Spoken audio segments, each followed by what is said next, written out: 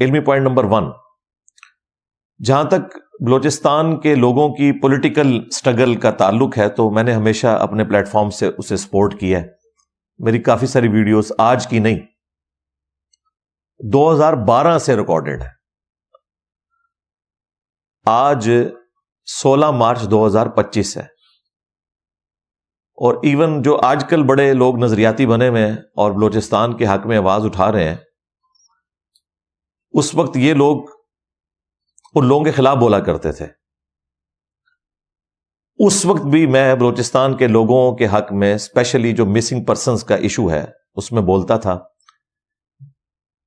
کہ extra judicial طریقے سے نہ تو کوئی ریاستی ادارہ، نہ کوئی مذہبی جماعت، نہ کوئی پولیٹیکل جماعت یہ حق رکھتی ہے کہ وہ لوگوں کو اٹھائے یا انہیں قتل کر دے.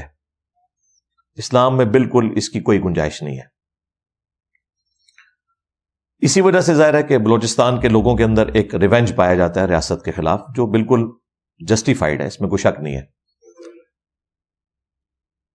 اور اسپیشلی اس میں جو پولیٹیکل سٹرگل کرنے والے لوگ ہیں، جس طرح ہدایت الرحمان صاحب ہیں حافظہ اللہ تعالی، جو بیسیکلی جماعت اسلامی سے تعلق رکھتے ہیں، انہوں نے پرامن ایک تحریک شروع کی اور آپ دیکھ رہے ہیں کہ ہزاروں نہیں لاکھوں لوگ ان کے ساتھ شامل ہوئے، لیکن انہوں نے کوئی اس میں آرمڈ کنفلکٹ ریاست کے ساتھ نہیں کیا کہ ہتھیار اٹھائیں. اسی طریقے سے ہماری سسٹر ہیں ماہرنگ بلوچ، ان کے حوالے سے بھی میری کافی ساری ویڈیوز آ چکی ہیں. جب وہ یہاں دھرنے پر آئی ہوئی تھیں اسلام آباد، اس وقت بھی میری ویڈیوز آئی تھیں. اس وقت تو بائی چانس ہمارے جو کیئر ٹیکر پرائم منسٹر تھے وہ بھی کاکڑ صاحب بھی بلوچستان سے تھے اور چیف جسٹس بھی بلوچستان سے تھے، قاضی فائز عیسیٰ صاحب. تو میں نے دونوں کو بائی نیم مخاطب کیا تھا کہ یہ آپ کا فرض بنتا ہے کہ ان کے جو خدشات ہیں اور جو معاملات ہیں جو جینون ہیں وہ دور کیے جائیں.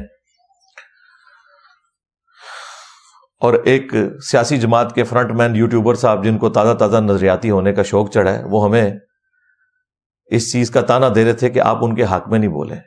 ایک بات بھی شخص کی صحیح نہیں نکلی، بلکہ اس کے ایک قریبی دوست نے ابھی پچھلے دنوں پھر مجھے ایک آڈیو بھیجی جس میں وہ کہہ رہے تھے کہ جی ہمارے لیے پہلے پاکستان ہے اور پھر عمران خان ہے. میں نے کہا بھائی ہمارے لیے پہلے ایمان ہے، پھر پاکستان ہے اور پھر کوئی اور ہے. تو آپ نے اپنے ایمان کا سودا کیا ہے اپنے سیاسی لیڈر کی محبت میں. اللہ سے ڈریں. آپ نے جتنے جھوٹ بولے اور میں نے آپ کی شرائط بھی مان لی کہ ان شرائط کے ساتھ میں بیٹھوں گا. میں نے کہا میں ہر شرط ماننے کے لیے تیار ہوں، سامنے آ کے بیٹھ. ماہرنگ بلوچ کی طرف اور ہدایت الرحمان صاحب کی طرف ان کی جو پولیٹیکل سٹرگل ہے بھائی ہم اس کو سپورٹ کرتے ہیں، بالکل ہمیشہ سے کر رہے ہیں. مسنگ پرسنز کا مسئلہ حل ہونا چاہیے اور اس حوالے سے زیرو ٹالرنس ہونی چاہیے. اسٹیٹ کو اکاؤنٹیبل ہونا ہے اپنی عوام کے سامنے. اور اس پولیٹیکل سٹرگل میں جو پولیٹیکل لیڈرز انوالو ہیں، جس طرح اختر مینگل صاحب ہیں یا ڈاکٹر عبد المالک بلوچ صاحب ہیں یا اچکزئی صاحب ہیں، یہ سب وہ لوگ ہیں جو پاکستان کے آئین کو مانتے ہیں. تو ان کے ساتھ پازیٹیولی ڈیل کرنا چاہیے اور ان کے جو بھی اعتراضات ہیں یا خدشات ہیں ان کو ایڈریس کرنے کی ضرورت ہے. باقی اس میں میں زرداری صاحب کو کریڈٹ دوں گا اسپیشلی کہ انہوں نے 18ویں جو آئینی ترمیم پاس کی تھی اس کی وجہ سے صوبوں کو ان کا متعلقہ حصہ ملا، جس کی وجہ سے اب اچھا خاصا بجٹ بلوچستان کے لیے اویلیبل ہے.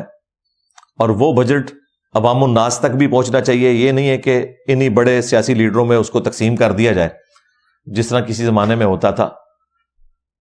پیسے تو وہ اچھے خاصے ہیں اگر وہ لگائے جائیں عوام الناس کے اوپر. تو NFC ایوارڈ 18ویں آئینی ترمیم میں جو ہوا یہ ایک تازہ ہوا کا جھونکا ہے، خصوصاً محروم صوبوں کے لیے، جس میں پہلے نمبر کے اوپر بلوچستان آتا ہے، اس میں کوئی شک نہیں ہے.